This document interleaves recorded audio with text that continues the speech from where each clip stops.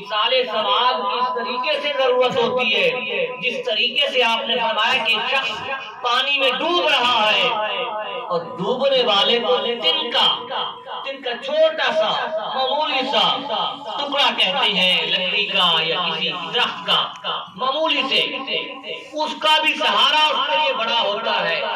جب ڈوبنے والے شخص کو اپنے سامنے موت نظر آ رہی ہوتی ہے اس کے سامنے چھوٹا سا تن کا ککھ سامنے جا رہا ہے اس کے لیے وہ سہارا بھی بڑا ہو جاتا ہے. کہا کہ اس طریقے سے وہ سہارا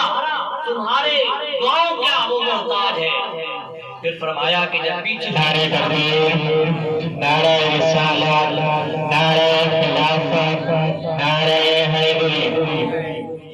جب پیچھے سے کوئی شخص اس کے لیے دعا کرتا ہے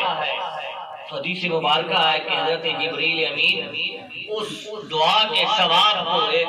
جنتی اور نوری تھال میں